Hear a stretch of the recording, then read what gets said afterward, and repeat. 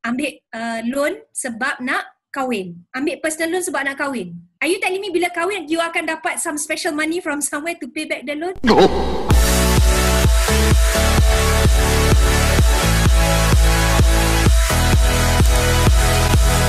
Assalamualaikum semua. Nama saya Nina Uthman, berasal dari KL, sekarang menetap di Sabah. Saya seorang usahawan sosial ataupun social entrepreneur lah. Tahun 2015 saya telah diperkenalkan kepada konsep usahawan sosial ni, dan saya memang jatuh cinta sebab akhirnya jumpa satu benda yang kena dengan jiwa saya lah. Macam tak terasa macam boring kan buat.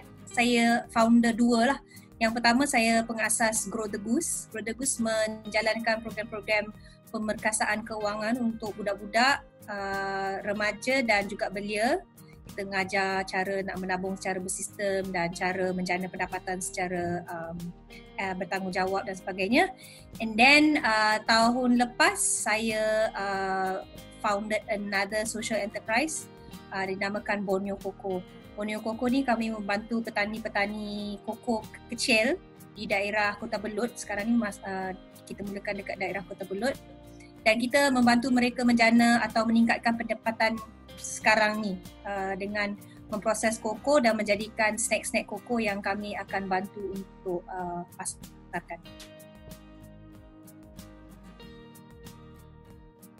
Social enterprise atau keusahawan sosial bukan bermaksud seorang usahawan yang menjalankan perniagaan menggunakan social media ataupun yang suka bersosial. So, saya ambil contoh spektrum keusahawanan. Kalau sebelah kiri ni, kita ambil contoh NGO atau persatuan. Sebelah kiri. Sebelah kanan ni lebih kepada bisnes tradisional yang dia wujud, memang dia wujud untuk buat untung lah. Mana ada orang buat bisnes tak ada nak buat untung kan? So memang dia wujud untuk buat untung. Yang sebelah sini persatuan NGO, dia menjalankan kegiatan-kegiatan atau aktiviti-aktiviti untuk membantu komuniti ke, membantu alam ke dan sebagainya. Tetapi NGO atau persatuan ni kebanyakannya bergantung kepada dana dan grant atau derma biasanya. Sebuah keusahawan sosial terletak di tengah-tengah. Kami menjalankan aktiviti perniagaan sama seperti bisnes tradisional, okay? Mesti buat untung.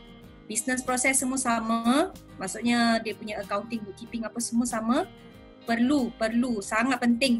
Ini kena faham, memang kena buat untung. Lepas tu peratus keuntungan kita salurkan kepada aktiviti-aktiviti misi-misi bantuan yang kita nak bantu tu.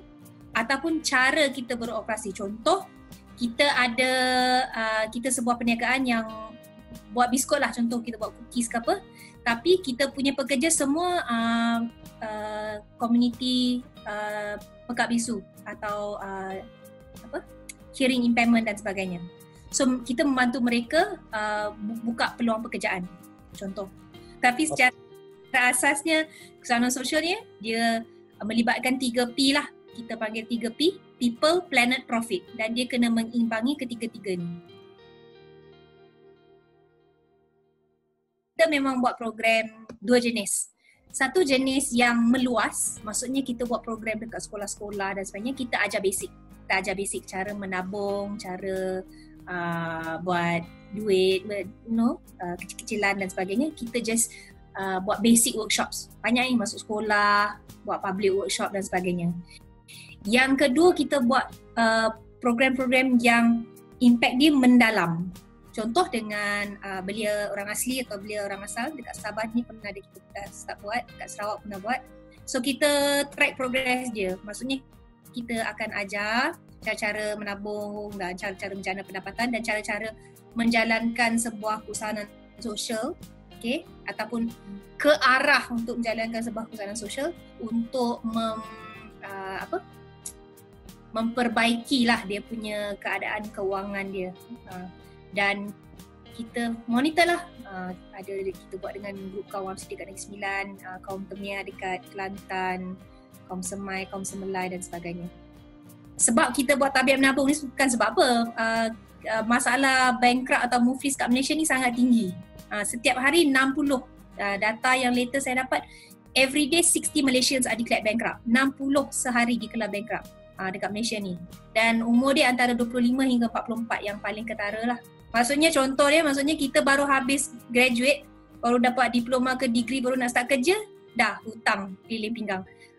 Student loan, car loan, house loan, personal loan nak kahwin, loan nak pergi bercuti, macam-macam lah semua lifestyle lah. Itu banyak juga dia punya cerita yang tu lain pula. This PKP memang membuktikan yang kalau kita tak ada buffer, kita tak ada savings, memang menyusahkan ramai orang lah, kita, family kita.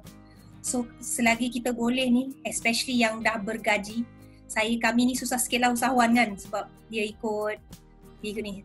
Kalau anda ni sejenis orang yang memang dapat gaji setiap bulan tanpa cabaran, maksudnya senang, okay? Number one, tolong bersyukur. Tolong bersyukur yang gaji awak tak putus-putus. Yang kedua, dengan gaji awak tu tolong mula buat simpanan jika belum. Okay? Simpanan untuk emergency, simpanan untuk melabur, simpanan untuk sedekah. Semua tu kita akan ajar lah dalam kita punya program. Saya cerita pengalaman sendiri. So, bila saya start buat bisnes, ataupun kan sebelum ni saya cakap saya dah 13 kali gagal dalam buat bisnes-bisnes lain kan, ada production house lah, events company lah, buat MLM sampai 7 jenis lah, macam-macam. Tapi semuanya gagal. So, bila saya berjumpa dengan mentor saya ni, simple je cakap, macam mana bisnes nak grow atau bisnes nak okay kalau awak sendiri punya kewangan diri pun tak betul. Maksudnya personal finance pun koyak. Macam mana nak handle business punya finance kan? So, benda tu memang menggoncang otak saya lah. Maksudnya benda tu sangat basic. Go back to basic. Masa kecil dulu kita selalu menabung kan. Tapi kita menabung tu menabung saja. Dia tak grow. Sebab tu nama dia Grow the Goose. Ni kita ambil daripada cerita The Farmer and the Golden Goose lah. Petani dengan angsa emas yang mengeluarkan telur emas. So lama-lama telur emas angsa tu sakit, tak keluarkan telur emas, dia pergi tamak, dia pergi bunuh. Tu cerita belakang. So kita nak ajar budak-budak, don't kill the goose, grow the goose. So goose ini melambangkan kita punya savings atau kita punya kubu keuangan lah. Macam kita punya nak hidup, bukan kita nak cakap kita ni kena mata duitan ke apa, tak, benda ni benda basic. Okay? And then kita nak ajar supaya bukan saja menabung, tapi kita kena grow kita punya simpanan tu. Macam mana kita nak melabur, macam mana kita nak invest. So benda ni memang saya pun baru nak belajar 5 years ago. Dah umur 30 lebih dah baru nak tahu pasal benda ni. So it's like kita tak belajar benda ni because kita pun tak tahu yang kita sepatutnya grow our money. Bukannya kita work 9 to 5, dapat gaji, lepas tu gaji pun entah macam ni je. Lepas tu berhutang lagi. That's not the way. Itu memang salah. Kita tak sepatutnya mengambil hutang untuk buat benda-benda yang tak akan bagi balik kita duit. Lepas COVID ni, PKP ni dan sebagainya, memang agak sukar lah untuk nak buat program-program public ni sebab SOP dan sebagainya kan. So sekarang ni boleh tapi dia kena kurang 20 orang dan sebagainya dan kita pun tak nak ambil risiko. So public program memang kita tak buat bila involve budak-budak dan sebagainya. Tapi kita teruskan untuk yang adults. So kalau adults boleh join kita tapi kita tak buat physical punya juga, susah. Especially kat Sabah ni kan susah nak datang KK ke apa, semua everywhere. So kita boleh tawarkan untuk buat virtual. So 3 jam saya boleh settle atau 2.5 jam pun kita boleh settle untuk cover a simple module. Untuk cara menabung secara bersistem kita akan share. Kita punya modul, kita base it on the acronym GOOSE, G-O-O-S-E. Dan kita boleh share. Dan benda tu sangat-sangat murah. Kurang dari RM100. Tapi dengan habit ni awak boleh insya-Allah mula menabung dan mula moden ni. So syarat dia kena ada at least 10 orang. So kalau kita boleh kumpulkan 10 orang, boleh message saya, PM saya, boleh tanya Zul agent baru kami. Tiba-tiba pula. Alright. Lepas tu bagi tahu Zul, kalau kita boleh adakan 10 orang, kita boleh buat Zoom macam ni dan kita boleh start. So 3 jam, tak lebih daripada 3 jam lah kita boleh go through. And then after that kita tawarkan coaching. Kita boleh buat. So sekarang ni kita sambut cabaran PKP ni, kita buat secara virtual. Dan saya dah memang buat dah beberapa session dengan parents ada, dengan ni ada dekat KL ni. Dan yang baru-baru ni buat dengan yang di Pakistan juga. So sebenarnya baguslah PKP ni, dia push us into a corner. Sekarang sebenarnya hikmah dia is Grow the Goose dah boleh buat borderless. Tak payah nak tunggu dekat Malaysia je. Other countries pun kita dah berjaya buat lah, Alhamdulillah. So itu program ni lah, kita boleh buat virtual punya Grow the Goose.